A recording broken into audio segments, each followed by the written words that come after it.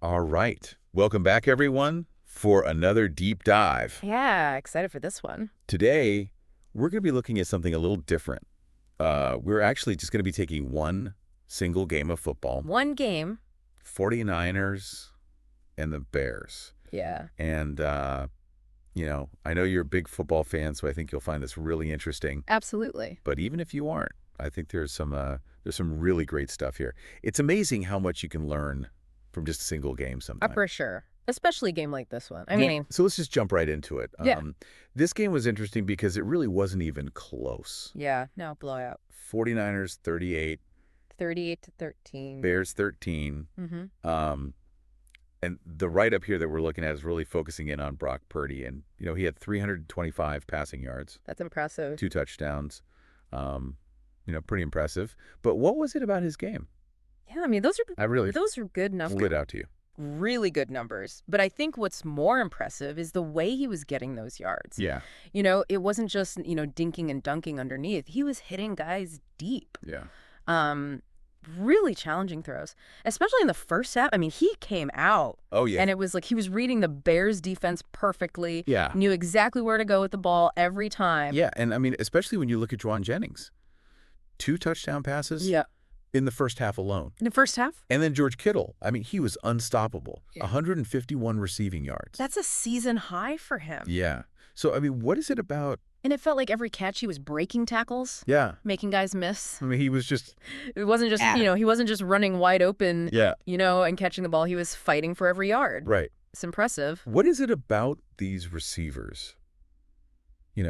What is it about Jennings and Kittle that makes them such a threat? Well, I think Jennings, he's really shown that he can be a weapon, especially in the red zone, close to the end zone. Mhm. He's got the size and the strength to box guys out, make those contested catches.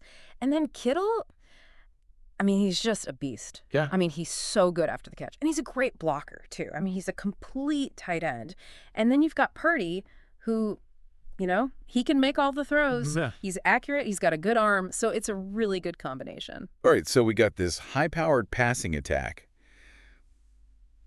But, I mean, they were running the ball, too. It wasn't just Purdy Oh, no, they were balanced. airing it out. That's the thing that makes them so tough. Isaac Garendo, 128 total yards, 2 touchdowns. Yeah. I mean, this was not just an air show. No. So, That's what I'm saying. Like, you can't just focus on stopping the pass because then they're going to run it down your throat. yeah, what is it about a balanced offense that is so difficult to stop? Well, it just keeps the defense honest. Right.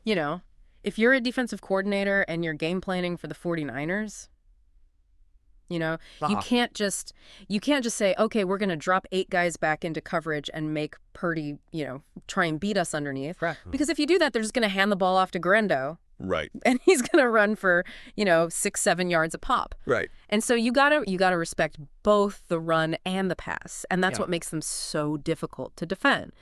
And they were doing it all. They were mixing in the play action passes. They were running some misdirection plays. It was just a really well designed offensive game plan. It feels like they had an answer for everything the Bears tried to do. Yeah.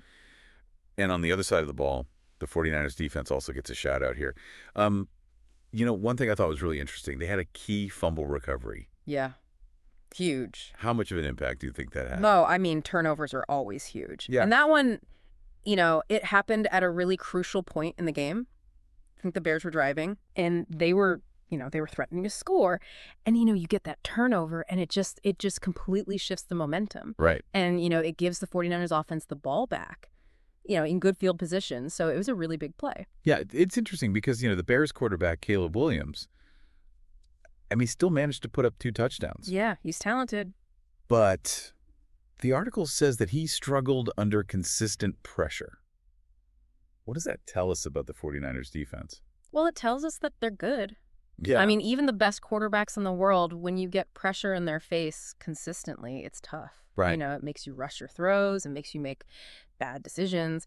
And the 49ers, they were just relentless. I mean, they were getting to Williams all day long. They Yeah. were sacking him. They were hitting him. They were forcing him to make bad throws. And that's what good defenses do. Yeah. They make life miserable for the quarterback. It really does raise some questions about the Bears and where they go from here. The article mentions that the 49ers are firmly in the playoff hunt, Yeah, looking good. while the Bears face uncertainties about their coaching future. Yeah, I mean, when you have a loss like that, Yeah. What do you make of those statements?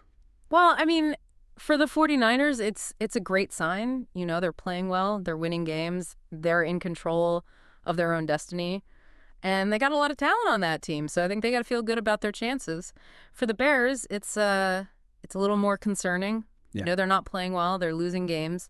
And there's obviously some questions about the coaching staff. So it'll be interesting to see what happens there. You know, do they make a change? Do they stick with the current staff? We'll have to wait and see. So we've seen this dominant performance by the 49ers showcasing this balanced offense that can run and pass.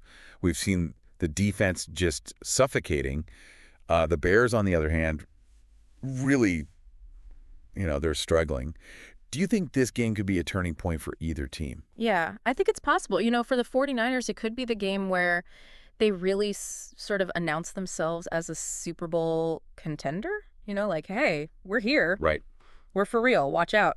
And for the Bears, you know, it could be the start of a downward spiral, or maybe it's a wake-up call. Right. You know, maybe it's the loss that they needed to kind of shake things up and get things going in the right direction. It's hard to say for sure, but it definitely could be a turning point for either team. Yeah.